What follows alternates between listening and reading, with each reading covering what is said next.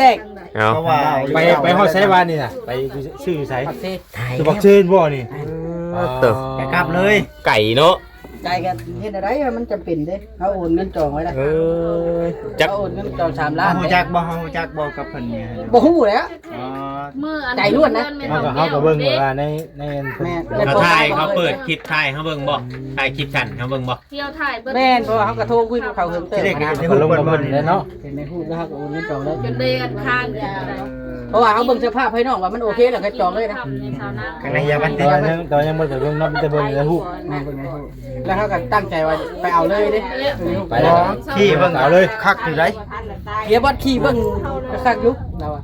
รถเนาะมันก็บ่ทั มัน นเลย โน้ตได้ซะคือว่าติโนแตกไปเลยนะบ่ เที่ยวตั้ง นี่อยู่ยังบุญหลาย เขาเป็นย่านเทะนะบ่ มันแดดฮ้อนแห้งอย่างรถมันบ่ได้พัก ห้อนนะแต่เป็นเนาะ เอาแล่นไก่เนาะ คอยแล่นไปคอยแล่นวัดเช้าป่ายพุ่นเนาะ ชอบปลายบุ โอ้ย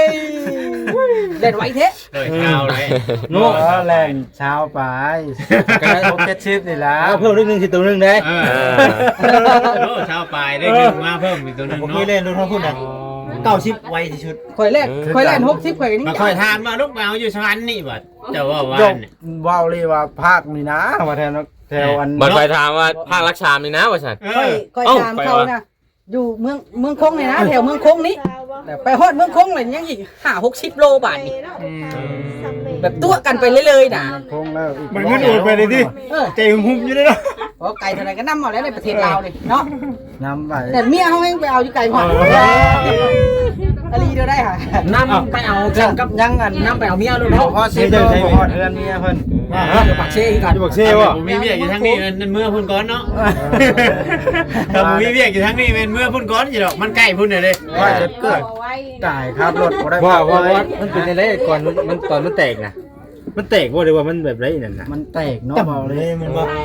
หุ้ยหรือเปล่า ตรุ่มเลย คนอยู่ในรถเลยคนโยนเต็มรถ ตอนมัน 4คน ตอนนี้มันแตกนะเท่าไรจะเล่นนะ ประมาณ 7-80นี่แล้วว่า7-80 เสี่ยวเนาะเสี่ยวได้มันแตกมันแต่มันเสี่ยวมันนั่น แรงมาเถอะ บ่เจือกบ่เฮ้ย รอหลัง อ๋อมันเป็นล่อลังถ้าล่อหน้านี่ยัน ร นะ อหน้านี่คุ้มๆอะไรบ่ได้ เพราะอย่างนี้มันก็คือแบบไปเลยเนาะ แม่นแบบมันแก่ไปนะ มันกระต่างอยู่แต่ว่ามันก็ยังคุมได้เนาะ มันแตกแล้วมันบ่แม่นว่าบดปานนั้นไหนมันแตกแล้วมันว่าบดเลี้ยวแล้วเราจอด ได้ บัด ต้ จ อง อด แล้วก็ฮักเลี้ยวอันเขา แล้วบืนบ่ได้บืนล้อแม็กมันหมุนแล้วมันตันบัดนี้ยางรถมันฮ้อนบัดยางรถมันฮ้อนมันอ่อนเด้ มัน มันแรงอยู่แล้วเนาะฮอดแม่เนาะ สุกอีสุก มันบ่ถึงขั้นว่ารุนแรงหั่นนะ จะเป็นฮอด เดี๋ยวว่ารถกระซ้ำนึงเนาะ เอาเอตายได้มาติดบ่ได้รถเดี๋ยวนี้ไปเบิด ไปว่าโตเจ้ามาอยู่เซเว่นคืนมาฮอด บ่เล่นกับเมียเพิ่นกลับก่อนจอดนะ อย่าพา อย่าพานั่งก่อนนิดนึง ผู้เช่าในเมื่อได้เขาผู้เช่าในเมื่อเปียกได้บ่คือรถใหญ่ได้คนนี้ก็เดินน้อยกัน เฮาก็รถน้อยกัน หมู่บ่าวจิตบ่าวแซนบ่าวอุลิมีแต่รถใหญ่ ชื่อรถนี่แต่เจ้ากูชื่อโอก่อนในฉันคือบ่คือ บ่เนาะ นั่น เนาะ น่ะนั่นมือน่ะบ่ บ่เห็นทางเป็นหยังเนาะมันมือได้กันดูซิว่า ลูก บ่มันแปลว่าเฮา ถามลูก จังเป็นจังไดนะแบบคันสิเว้าไปก่อน เนี่ย โอ้ยลงกับคนแค่ให้เลยดิ เริ่มเขินแล้ว เขินแล้ว เนี่ยเนาะ หมู่บ่มีก่อนราคาแพงก่อนมาเว้าให้เฮาเขินตาย แม่ ได้คนละอย่างไหน บ่ฝากบ่เว้าหยังนะเนาะมากันน้ำกันกูมือว่าไปเฮ็ดจวดจ้าดบาดเดียว บ่ได้ว่างไป2มื้อเท่านั้นยังไปเห็นที่มาใหม่เนาะเฮ็ดโพดโพด เมื่อนั้นยังมือไปเริ่มตุ๊กแกยังขี่กันตัวจริงว่าอยู่เนาะ มือขึ้นเดือนตัวแก่ บ่บ่นี่แล้วจนค่อยชวนเราไปเอาได้ตัวจากเราจังฮู้นะ บ่วัด ค่อยก็บ่ได้บอกเราคือกันเนาะ แม่นแหละจะเป็นเครียดบ่วัดสัญญาเลยจ้ะเครียดแล้วอะไรบัดแล้วบ่บอกเลย เพิ่นก่อนสิตีให้ก่อน ดูเลือดดีเนาะ ดูเดือด ไปเบิ่งก่อนไปเบิ่งก่อน ว่าถ้าจะคลิปที่นี่ นี่นะ ไปแล้วไปแล้ว ไปแล้ว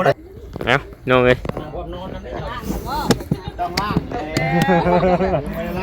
เดี๋ยวมาทานในล่างครับ กำลังใหญ่คนล่างไงถึงจะพี่ก็แกอยู่นะ แล้ว โอ้ยเออ บุรุ บ เอาใช้ให้แล้วไว้ให้แล้ว ไปเห็นแล้ว เอาบ่จ้อยบ่จ้อยบ่ใส่ เอาไว้ตอกไว้มามือใหม่เด้ พุ่นถามแม่น โอ้มีนี่ พุ่นไว้แล้ว เนาะขี้ก็ยังอีกเนาะ เฉพาะนี่ก็หาอุพันธ์มันบ่ไปไว้ใช้ ต้องติดเด้บ่จิเด้เจ้าก็ได้ติดคิ้ว คิวกุ้มเนาะ คิวยังล่ะ คิวรถใหม่แล้ว ก็กระต่างไงกินรถวิโก้กับอันแต่ละมันบ่คือกันเนาะ โอ้เพิ่นปูครับ คือกันอะลีบ่ เอาหนังเนาะเป็นน้ำโบได้โบ ได้ ดี ดีนะ โอ้ยนั่งเนี่ยเด้อ โอ้คักคักบ่ จะฟังเสียงมันแน่ไปเซนฟังเสียงนี่จะติดเป็นอยู่บ่ สุกไปในรถนะนี่คือเปอร์เซ็นต์อย่างโล โอ้ยบ่กล้าลงเลย บ่ลองกันยังติดเสียงน่ะติดเสียงไอ้ซื่อ ถอยหลังถอยหน้า อ๋อมันเลยพวกสิเฮาอยู่ ฟังเสียงฟังเสียง ฟังเสียงเด้อ ฟังเสียง เกมมึงอยู่ บ่เคยครับอันรถกระปุกบ่รถเก่ามันกระ รถ ปุ คั ก นเก่ากับปุกเด้ อืม อันนี้โมเมนต์ว่าซั่นว่าสิพี่น้องเนาะยินดีนำทั้งบ่าวอุริตัวนี้พี่น้องเอ้ย คำคุณเนาะ คำคุณนำ มันก็เหยียบคาดหรอวะ อ๋อเนาะ เหยียบแต่คาดสิเนาะ มันตีนใหญ่เนาะมันเท่ากับที่ว่าตัวสูงเลยตัวสูง ไอ้เหี้ยมันนี่ ใครเยอะเนาะใครเยอะเนาะเพิ่นก็ดีใจได้หมู่คืนยินดีนะ โอ้ จัก เนาะ จักมันจักไง2.8บ่ 25 2.5บ่ ของเรา2.4เนาะใหญ่กว่าเฮาได้นี่เนาะบ่เสียงก็บ่คือใดบ่เด้อของเฮาน่ะเนาะเสียงบ่คือกันใด รถแต่ก่อนมันหลายปี บ่แม่นบ่เสียงบ่ติดเบิ่งน่ะใด บ่แสนประธานผู้ บ่เหมาะสมกับเพิ่นรถแบบไว้ใช่ก็แท้บ่คือระดับอันดับแรงกูเซอร์บาลาโดคือเพิ่นแบบสาธุอันนั้น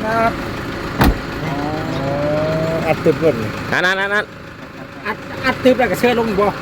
เลยไขประตูดีก็บอกที่รถเพิ่นนั่นน่ะรถดูดคือประตูรถเพิ่นมันดูดเนาะดูดเนาะ คือกันอ๋อ ของเพิ่นพอจะจูกันกรอบเลย อืม สู้ได้มันน้อยมันลดน่ะ เอาเลยอัดตันไว้บ้านเลย แล้วลงก็บ่ได้บัดนี้อัดตันไว้เลย บ่ได้แก้เครื่องกระต้อนแต้นแก้ขนม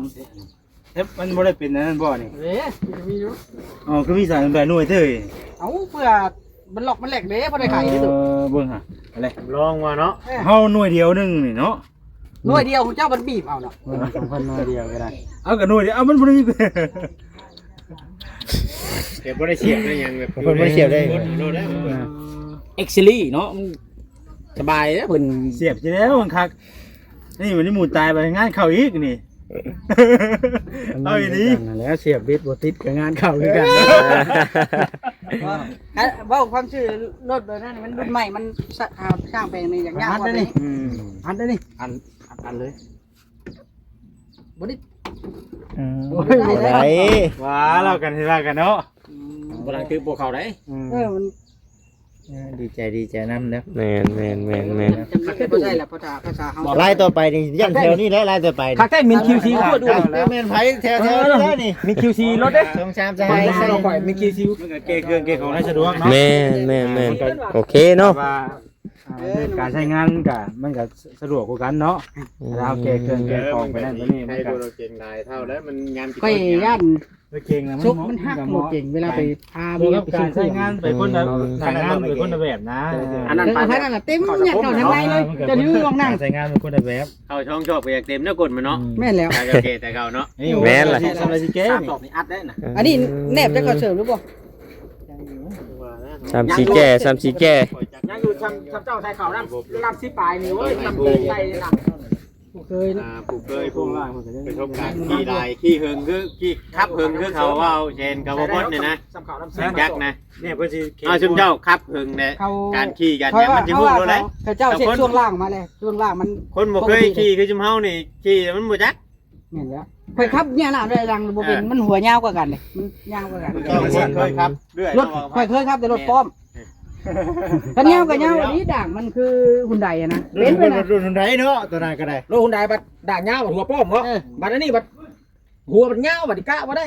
ถ้าก้นก็ยาว ถ้าก้นเอาไปไหนเพื่อจะเข้ามาได้นะครึ่งชั่วโมง ผ่านได้สันนิษ เอาพอได้เปลี่ยนเอาพออย่างอ่ะ ยังไหน แล้วก็เซ็นเสียเงินมาให้เปลี่ยนยางบ่จ๊ะ เอาแล้วโอ้ยยังบ่ได้มีกันทุกคนเนาะก็ต้องเป็นก้อยยิงแบบนี้บ่ชักตื่นเต้นได้ข่อยเพราะว่าย่างข่อยบ่ทันได้เปลี่ยนนะย่างไว้ในห้านช่างอ่ะเด้ๆขึ้นหน้าขึ้นหลังเสียเงินได้ใส่มาเปลี่ยนนะ เกือบฮอด แม่กระต่ายแม่ก็เปิดบ่ได้อีกได้ซากกระต่าย เพราะว่าย่านมันเป็นน้ำใดฉากเนาะ ได้ ใดมันตายแล้วมันไผมันใช้บ่ได้ได้ระบบ ถ้า ไฟ ช่างบอกจุมเฮานั่นว่าคำว่ามันอันนั้นเนี่ยบ่อยากให้เอารถไปเนาะมีแต่ให้เอิ้นช่างไปเขาอะมาว่ามันสิด้วนน่ะมันสิไป มันล้วนเลยเนาะ โดนมันรับเนาะพูดดิ ล้วนแต่อยู่2ค้อนมึง2ค้อนขาไป มันบ่ได้รับไผมันเบิดแล้วมันบ่มีไผติด เฮามาแล้วมันกินแต่ไผน้ำหมูไผเนาะ กินแต่ไผเพราะว่าตามันก็ใช้แต่ใน ไอ้ หมู่ มัน ไผ บ่ฉากเด้มันก็สิกินแต่ในหมู่ไผ มันเลยเบิดบัดนี้เบิด ค่อยว่ามีแนวครับของบ่แซนมีแต่ไม้ กันอีกแล้วนี่แหละ ครับของบ่แซนมีแต่ไม้เท่านั้น ตักแต่ไม้น่ะบ่ มื้อนี้ของเพิ่นน่ะเช้าบ่เอาไปนี่ค่อยนะ รอเต็มปากเต็มคำได้ตัวนี้ เปลี่ยนไปยังเคย เอาแล้ว เพิ่นแบบมีรุ่นยางกันน้ำอีกบ่อน จอนอยู่ให้เนาะ โชคมันก็ทำยางกันน้ำมันต้องไปเนาะ ตักแต่ไม้บ่จับ โบ ตักแต่นี่บ่ นู้ เป็นได้จังซี่ได้ เจ้าก็ใช้อยู่แต่ว่า ฮัลโหล ใส่อยู่เว เป็น ลา ได้จังซี่ได้ไม้คือมึง จังว่า ฮัลโหล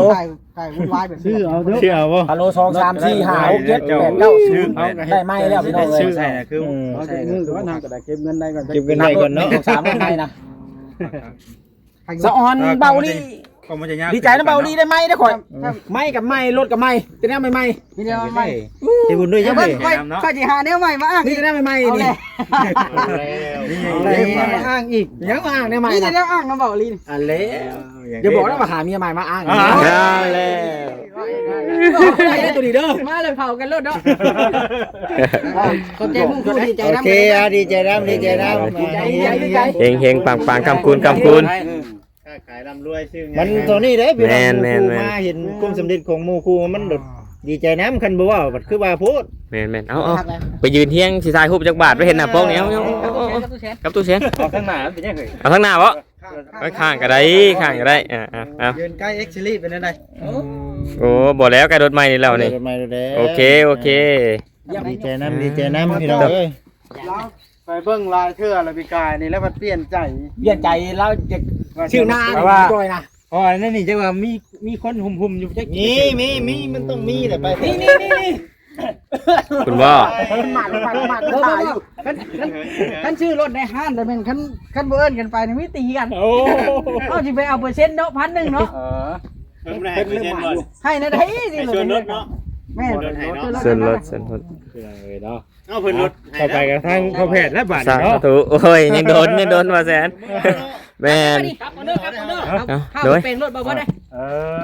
ไปข่อยก็สิได้กลับก่อนคือกันเพราะว่ามาน้ำเบาลิมื้อเช้านี่ อ้าวแม่นบ่ แม่นรถอยู่ห้านเฮียช่าง โอ้ ขี่มาน้ำบ่จ้อยพอแฝกกับรถเพ เอารถเบา อุกอยู่พี่เดเพขี่มาน้ำบ่จ้อยมาต่อน้ำเบาลิอีก รถเฮามันใช้งานหลายเด้ มันโดดเนาะ โดนบ่ติ เปลี่ยนฉูบแหวน2เทื่อนี่แหละอุกอยู่กลับคำบ่เบาลิอันบ่จิต ข่อยก็บ่คันได้จังได๋ก็มื้อน่ะ โอ้ ไปหาคุณน้องปลาก่อนข่อยก็ได้ โดยสบายดิเดี๋ยววางไผสิท่าหมู่อยู่บ่นี่ ถามใช่ล่ะ อยู่ห้านเฮียช่างอยู่แล้ว ทันให้สร้างบ่ แม่นท่าข่อยไหน โอเค กับบ่จ้อยขี่รถน้อยคือกัน ไปมาจอยไป ไปโอเคพี่น้องเอ้ย รถค่อยผู้ชันรถเพิ่นเด้ก็อยู่แค่ปีกนุ่งรถเพิ่นล้วนนี่ มันเป็นยางมันเกลือน่ะยาง โอ้ยจะปีกนุ่งเรืองพวงมาลัยนี่อย่าปีก ชูฮักเนาะ ชูกัน เชิญ เชิญเลยวะ พอแพทย์ เดินทางขึ้นพร้อมเบาลีวะ บ่ขึ้นนี่ก็ได้นี่กลับก่อนเด้อ โอเค โดย เดี๋ยวพาไปได้เมืองไทยรถให้เลยทั้ง ไปบ่จอยยับเข้าไป พอแพทย์อยู่พุ่น ไปอยู่ทางออกนี่ก็ได้เอาพี่น้องเอ้ยเนาะ มาลองกันลื่นเดินทางนี้นะ อันนี้มีวัดไว้เบียร์ครับ เอาแล้วนี่บ่มันใส่โปรยจี้ก็ได้ บ่ได้มีครบนะ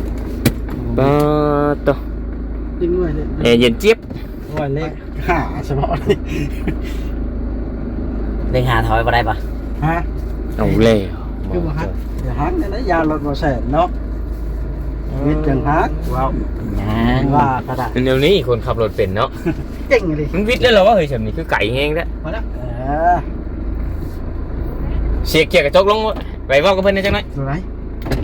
เห็นไหม ว่าได้นี่ไปซะ ยิงจะเข้าไปวิทย์แล้ว ข้างอยู่วะ โอ้ยยังขาดอยู่ดิ โอ้เย็นเจี๊ยบฉีดนั่นนะบ่จิตละเย็นดิ เห็นแล้วไว้เนาะ มาลองกันนี่มาออกรถได้นี่ โอ้ย ลองรถคอยกับผมเคยครับนะคันนี้นะ นี่คือกันใช่ป่ะ คือการไปก็เด้อ โอเคพี่น้องเอ้ยเฮาก็สิได้จบคลิปลงคือกันแล้วพี่น้องเอ้ยเนาะจะได้เดินทางกลับล่ะ พ่อแพทย์บอกว่า ฮะ คอยครับ บ่เป็นบ่คนน่ะ โมเป็นว่าค่อยยันยังก็